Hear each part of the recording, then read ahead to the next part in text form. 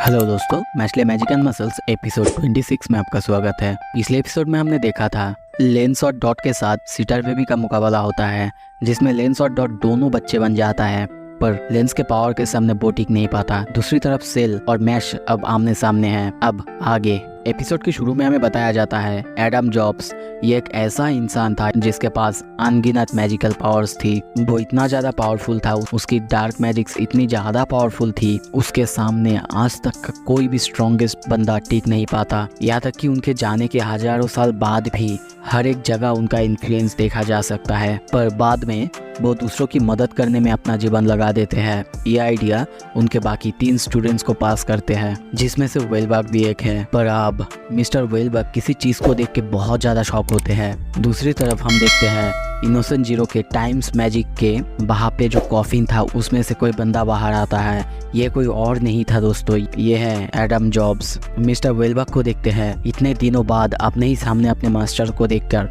उसकी बोलती बंद हो जाता है। वो पूरी तरह से शॉक में चला जाता है। दूसरी तरफ इनोसेंट जीरो कहता है, आखिरकार मैंने वो फॉरबिडन मैजिक सीख ली जिसमें मैं किसी की छोटी सी फ्लैश से भी पूरे इंसान को बना सकता हूँ। हाँ, ये ज़रूर है कि मैं उसकी माइंड को नहीं ला सकता, पर यहाँ पे मेरे पास एक नेक्रोमेंसर है।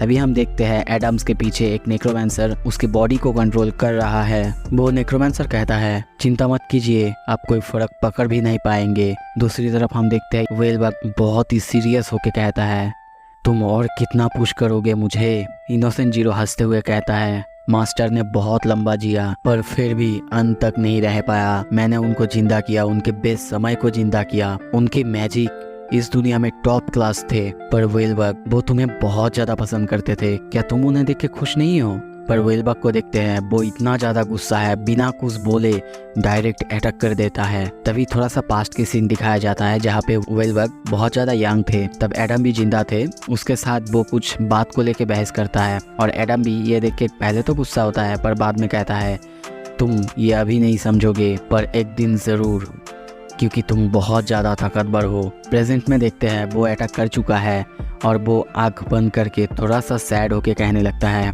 मैंने अब तक जितने भी लोगों को देखा है मास्टर जैसा कोई नहीं था, उनके जैसा महान मैंने किसी को नहीं देखा। पर जो पास्ट है उसे पास्ट ही रहने देना चाहिए, इसीलिए मैं कोई दया नहीं दिखाऊंगा।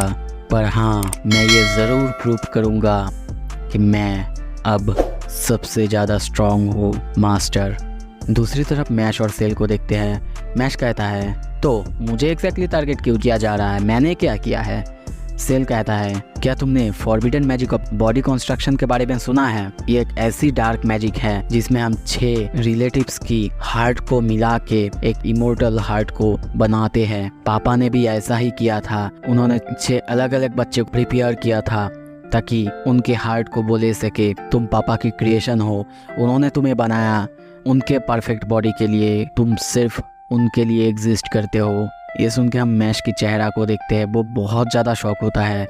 फिर सेल कहता है, तुम्हें तो खुश होना चाहिए, तुम्हें ये ऑनर मिला, तुम नियरली भगवान जैसे आदमी की पार्ट बनने वाले हो। पर मैश को देखते हैं। मैश कहता है, ओ अच्छा, तो क्या मैं उस प्रोटीन की तरह हूँ जिसे हम मसल बिल्डिंग के लिए लेते हैं? ये सुन के सेल चुप रहता है। मैश कहता है, मेरी पूरी जिंदगी, पर छोड़ो, अभी मुझे सोना है। और हम देखते हैं लिटरली वो बंदा पूरे फाइट के बीच में, इतने सीरियस सिचुएशन के बीच में सो जाता है और खराटे भी मारने लगता है। ये बंदा कभी भी सीरियस होता है क्या कुछ भी लेके? सेल उसे बहुत ज़्यादा चिल्ला के उठाता है। मैश धीरे धीरे उठता है और कहता है, मुझे लगा था ये एक सपना है, उठूंगा तो खत्म हो जाएगा। तो फिर क्या हम दोनों भाई हैं? सेल कहता है, नहीं, मैं एक क्लोन हूँ जिसे पापा के खून से बनाया गया है ताकि मैं उनके सारे काम कर सकूं। और वैसे भी टेंशन मत करो, तुम्हारा जीवन वर्थलेस है और खुश रहो कि तुम्हारा ये जीवन, तुम्हारा ये बॉडी किसी काम का तो है। पर तभी देखते हैं मैश को बहुत ज़्यादा गुस्सा आता है और वो उसे जोर से मुक्का मारते हुए कहता है, मैंने अभी बोलना ख़त्म नहीं किया था। जो भी हो, मुझे फ़र्क नहीं पड़ता कि मेरे लाइफ का कोई मतलब है कि नहीं, मैं अनस्टॉपेबल हूँ, तो मुझे अपना बेस्ट देना। और वो लड़ने के लिए तैयार होता है। हम देखते हैं सेल के मुंह से खून निकलने लगता है। वो मन में कहने लगता है, मुझे इसके बातों पर नहीं आना चाहिए था, पर चलो, जब इसने कह ही दिया है मैं भी अपनी पूरी ताकत लगाऊंगा। फिर देखते हैं वो अपनी पूरी ताकत अनलिश करने लगता है और अपने छड़ी को आगे करते हुए अपने मेन ताकत को अनलिश करता है, जो कि है गॉड ऑफ आयरन। वो मैच से कहने लगता है ये है छड़ी का फुल पावर। छड़ी की पावर डिपेंड करता है कि उसका यूज़र कैसा है, उसका यूज़र के हिसाब से उसका पावर होता है। हमें उसकी छड़ी दिखाया जाता है जो कि बहुत ज़्यादा खतरनाक लग रहा है। उसके आसपास बड़े बड़े डिस्क लगे हुए हैं, उससे वो मैश पर अटैक करता है। मैश किसी तरह डॉज करता है, ये बहुत क्लोज था, पर तभी हम देखते हैं उसके पीछे स्कूल का बिल्डिंग का पूरा ऊपर का हिस्सा कट जाता है। ये देख के मैश कहता है हे मेरा स्कूल। सेल कहने लगता है ये जो डिस्क तुम देख रहे हो इसका टिप डायमंड से बंधा हुआ है, ऐसा कुछ भी नहीं जिसे ये नहीं काट पाएगा। इसके सामने जो भी आएगा टुकड़ों टुकड़ों में बिखर जाएगा। और हाँ, मैं तुम्हें बताना भूल गया, ये तुम्हारे पीछे तब तक रहेंगे जब तक ये तुम्हें काट के टुकड़े टुकड़े ना कर दे। और तभी हम देखते हैं वो डिस्क घूम के मैश की तरफ आता है और एक के बाद एक मैश को काटने के लिए आगे आता है। मैश जितनी बार भी डॉज कर रहा है उतनी बार वो डिस्क घूम के उसके पास आता है। ये देख के मैश सोचता है इसमें कोई फ़ायदा नहीं, इनको इग्नोर करके उसके पास डायरेक्ट जाना होगा। वो सेल की तरफ आगे बढ़ने लगता है, पर तभी देखते हैं सामने से दो डिस्क उसको आके अटैक करता है और वो उनसे भी बहुत क्लोजली बसता है। और जब सेल की तरफ देखता है तब देखता है सेल के आसपास और दो सेम बड़े बड़े डिस्क हैं। ये देख के वो बहुत ज़्यादा शॉक होता है और थोड़ा सा पीछे हटता है और कहता है अच्छा अब मैं समझा, तो तुम्हारे पास 4 डिस्क हैं, 4 तो बहुत ज़्यादा हो जाएगा। उसकी ये बातें सुन के सेल कहने लगता है अच्छा क्या अब तुम पीछे हट रहे हो, तुम्हें डर लग रहा है, भागने की कोशिश बिल्कुल मत करना वरना तुम सबको खो दोगे।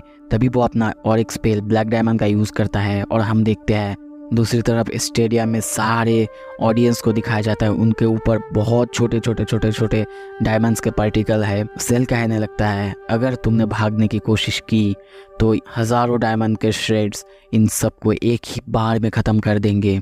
और बहुत ही क्रीपी तरीके से हंसते हुए कहता है और हाँ ये वहीं पे मर जाएंगे। और फिर से उस पर अटैक करते हुए कहता है अब हार मान जाओ मैश बर्नडेड। पर मैश को हम देखते हैं वो थोड़ा सा शॉक होके पीछे घूमता है और भागने लगता है।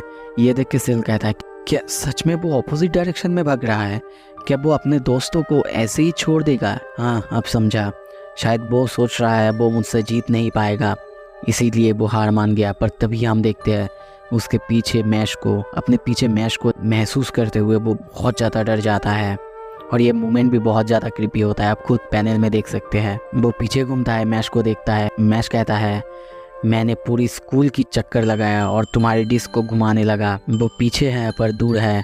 उसकी ये बात सुन के सेल बहुत ज़्यादा शॉक होकर सोचने लगता है डिस्क तो बहुत ज़्यादा फास्ट होते हैं, आखिर उनसे पीछा छुड़ाने के लिए इसे कितना जोर से भागना पड़ा। पर तभी हम देखते हैं मैश उसके कंधे को धीरे धीरे प्रेस करने लगता है, पर सेल को कुछ नहीं होता, बल्कि वो हंसते हुए कहने लगता है शायद तुम्हें ये भूलना नहीं चाहिए था, मैं ये भी कर सकता हूँ, कुछ भी मेरे इस डायमंड स्किन को काट नहीं सकता पर हाँ तुम्हें काट सकता है, अब मरो। और तभी हम देखते हैं पीछे से वो डिस्क आके पूरी तरह से मैश को काट देता है। मैश का खून नदी की पानी की तरह उसके बॉडी से बाहर निकल रहा है। दूसरी तरफ उसके सर पे पैर रख के सेल हंसते हंसते कहता है सो तुम इतना भी टफ नहीं थे, हाँ बिल्कुल बाकी सब की तरह तुम भी एक वेस्ट हो, अब तुम्हारे दोस्त नहीं बचेंगे, उन सबको पीसेस में काट दिया जाएगा। तभी वो सामने देखता है जहाँ पे मैश गिरा हुआ था, वहाँ पे बहुत बड़े से सर की शेप का क्रीम पफ गिरा हुआ है। तभी मैश वहाँ पे आता है और कहता है cream puff party, cream puff party.